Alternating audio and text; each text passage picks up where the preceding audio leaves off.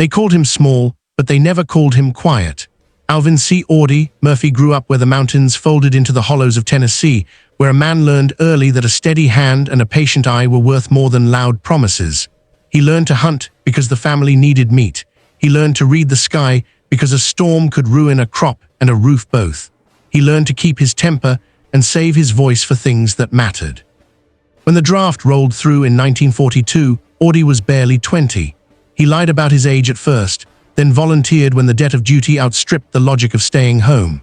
The army was a different world from the creek beds and cornfields, regulation, cadence, the terrifying discipline of trenches and maps. Yet something simple carried over from his mountain life, a talent for waiting, watching, and taking the single right shot at the single right moment. Small hands, steady breath, the marksmanship of a boy who had once measured his days in squirrels and seasons. Across France and into 1944, the war became personal. Audie bled in Sicily, he fought in Italy, and then in southern France after the landings. He earned stripes the hard way, by pulling wounded men from open ground, by crawling to enemy posts in the dark, by making the kind of split-second decisions that either saved lives or cost them. The army called him dependable. His comrades called him something quieter, the man who didn't make a fuss but could find a path where there was none. By January 1945, the 3rd Infantry Division, thin, scarred, always forward, had been pushed into a narrow pocket along the Alsatian plains. The Colmar pocket was a raw sore on the Allied left flank, bad weather, bad roads, and an enemy that fought as if the land itself might be taken from them. Snow lay in powder and crust, breath fogged white in every shout. The Germans were mounting localized counterattacks, probing for weaknesses and trying to buy time. In that slashing cold, whole companies could be cut off in an instant. Audie's unit, young lieutenants and hardened sergeants, farmers and factory boys, men who had already seen too much, had been ordered to hold a thin line near a little village called Holzwihr. Positions were crude, a few hastily dug foxholes, a defensive knot of barbed wire, and the skeleton of wrecked vehicles that had become both obstacle and shelter. Supplies were thin, artillery support was hours away if at all. They were, in the blunt arithmetic of war, a string pulled taut across the map. On the morning that would be told and retold for years, a cold clarity wrapped the ridge. Reports from the forward listening posts were nervous, distorted radio, dogs uneasy, a scent of movement in the trees that men felt in their teeth. A storm of incoming infantry was assembling beyond the crest, masked by smoke and the grainy dusk of January weather. High Command muttered contingency plans. Company commanders checked their maps twice. Audie walked the line, boots sucking at frozen mud, glancing at the men. Faces pinched from cold, eyes glassy from too little sleep. Hands that had once steadied rifles for hunting, now trembling with the habit of killing and with its consequences. Orders came over a scratchy wire: hold as long as possible, then fall back once the path is open, avoid encirclement at all costs. The language of it was simple, but the meaning was heavy. If they could buy a few hours, lives might be saved later. But a few hours, under artillery and an enemy that had learned every trick of the winter landscape, was a long, long time. The afternoon crept toward a gauzy twilight when the first shapes moved up the slope, little ragged silhouettes that resolved into men, then into organized units, then into a wave of determination. German troops advanced with a discipline that did not look like desperation. They came in echelons, probing squads to test the wire, then heavier elements meant to roll through any thin spot. Machine guns opened in positions the scouts had not expected. The line stuttered under the first bursts. Men ducked. A corporal down the line took a round in the chest and slumped with a sound like a breath leaving a room. Then the orders changed. The company commander, young, raw from too many sleepless nights, realized the line could not be held in the face of that initial hammer. He called for withdrawal, pull back to the secondary position. The whisper of retreat spread like a cold wind. Men hugged the ground and began to fall back, feet finding the same churned path that countless others had used for the long shuffle of surrender and survival. Audie did not move with them. He should have. Any sane officer would have obeyed. Tactical withdrawal is a basic rule of survival in a meat grinder. But he saw, in the mass of movement, a small possibility that logic could not name aloud. On that bare strip of road, a single gun could be the difference between all men getting out or many being cut down while they tried.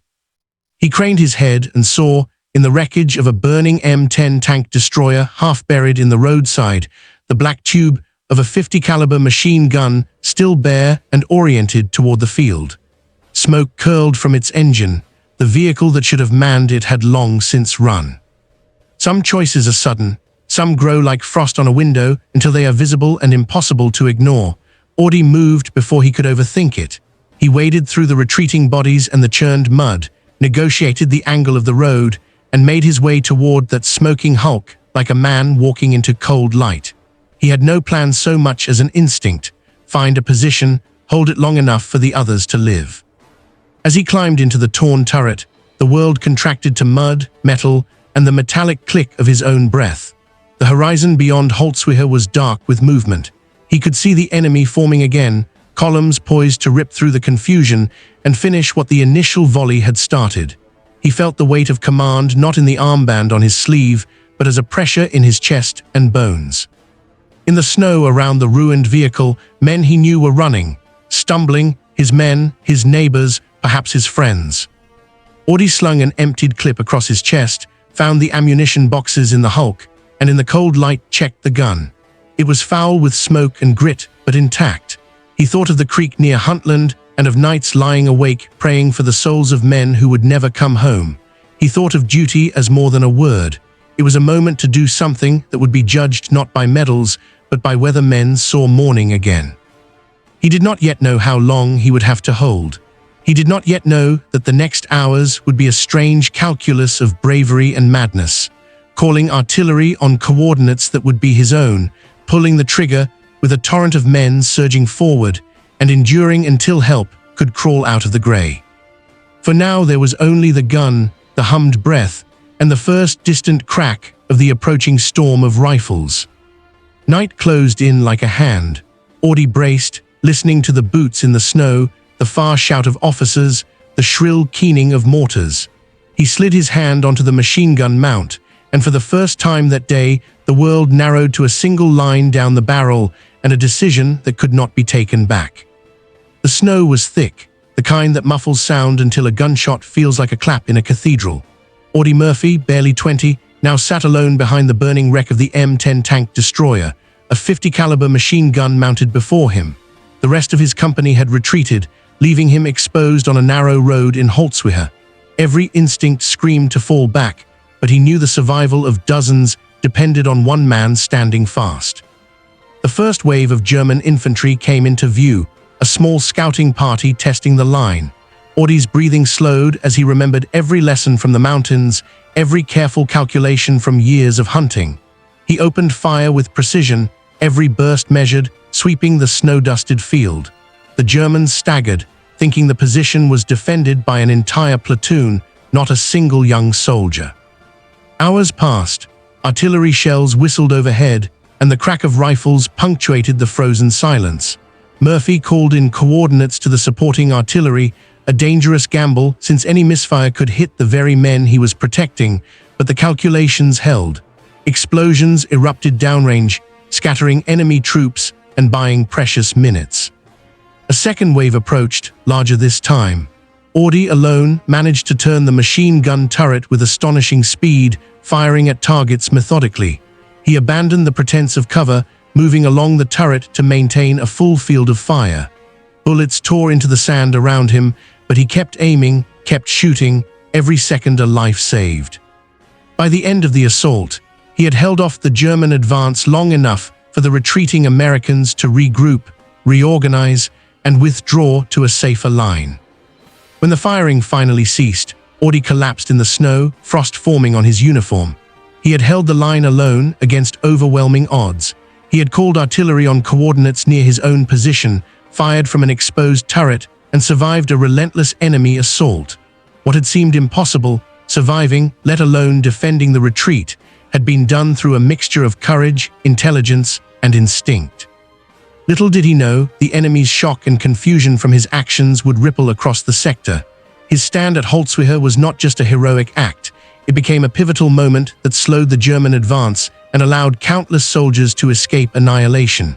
Yet for Audie, there was no time to celebrate. The The battle was far from over. His company would regroup, orders would come, and new dangers would rise with the cold dawn. Dawn broke over Holzwihr, grey and cold, the snow reflecting the first pale light. Audie Murphy, exhausted, frostbitten and bloodied from the previous night, had survived what seemed impossible. The German advance had been stalled. His single stand had bought hours, saved dozens of lives, and allowed the rest of his unit to regroup behind a stronger line. Yet the young soldier did not pause to bask in glory. Survival, strategy, and duty were still foremost in his mind. Word of his actions spread quickly through the ranks. Officers and comrades recounted the same story, a lone soldier holding a position against overwhelming forces, calling artillery dangerously close, firing a machine gun from an exposed turret, and refusing to yield even when the enemy closed in. Each retelling added to the legend, but Audie remained grounded. He knew every life saved was a result of timing, luck, and the men who had followed orders alongside him. Later, in formal reports, his actions were meticulously documented. The Medal of Honor citation would later read, "Although critically wounded and outnumbered, Murphy mounted a burning tank destroyer and alone held off an entire company of German soldiers, enabling his unit to withdraw and regroup. His courage and decisive action saved countless lives." Audie's heroism at Holzwihr was more than bravery, it was strategic genius under pressure. He had assessed enemy movements, leveraged terrain, timed artillery strikes, and acted decisively, all while under fire and with lives depending on his choices. The battlefield, chaotic and unforgiving, had revealed his extraordinary combination of courage, intelligence, and instinct. In the months and years that followed, Audie Murphy would become one of the most decorated American soldiers of World War II.